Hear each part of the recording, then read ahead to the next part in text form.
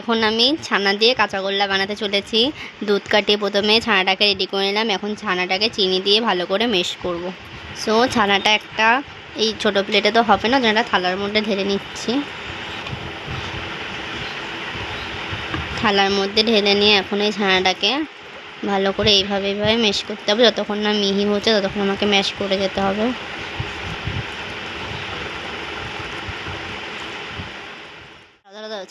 এই এই যে এখন চিনিটা দেওয়া হচ্ছে, এখানটা দাও।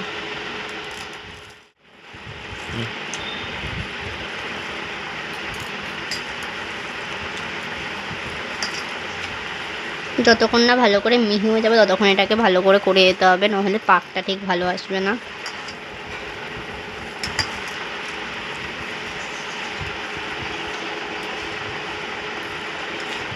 তোমরা চিনি দেওয়ার আগেও ম্যাশ করে নিতে পারো বা তোমরা চিনি দেওয়ার পরেও করতে পারো। আমি চিনিটা দিয়ে ম্যাশ করছি কেন কি, যাতে চিনিটা তাড়াতাড়ি গলে যায়, যাতে মুখে না গোটা গোটা বাজে, তার জন্য। দুধটাকে চাইলে তোমরা ভিনেগার দিয়েও কাটাতে পারো বা লেবু দিয়েও কাটাতে পারো, বা একটা দুধ কাটানোর একটা জিনিস পাওয়া যায় সেটা দিয়েও তোমরা কাটাতে পারো।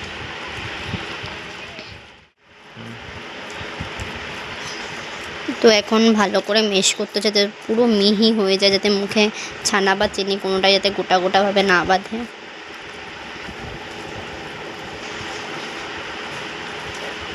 যতক্ষণ না মিহি হয়ে বোঝা যাচ্ছে যে জল জল ভাবটা নেই, ততক্ষণ মিহি করে যেতেই হবে, এটাকে মেশ করেই যেতে হবে এইভাবে হাতের সাহায্যে। তোমরা যদি কেউ ভাবো যে অন্য কিছুর সাহায্যে করবে, চামচ বা হাতে, তার চেয়ে বেস্ট হবে হাতে করলেই।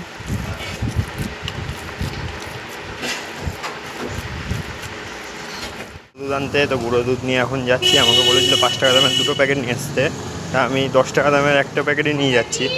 গিয়ে তোমাদের রেসিপিটা দেখাচ্ছি, চলো কাঁচা। এর মধ্যে একটু গুঁড়ো দুধ দেবো।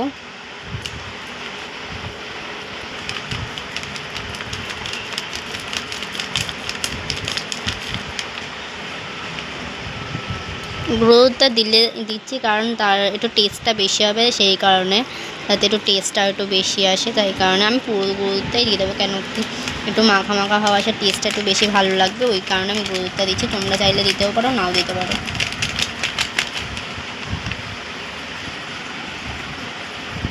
সো গাইস, এই দেখো এখন ছানাটা হালকা হালকা দেখো যে এই ভাবটা ছিল শুকিয়ে এসছে। এবার পাকটা এবার দেবো একটু পরে, আর একটু এরকম করতে হবে, তারপরে পাকটা দেবো। সো গাইস, পুরোপুরি এতটা হয়েছে। এবার এটাকে শেপে করব, কাঁচাগোল্লার শেপ দেবো এটাকে এবার।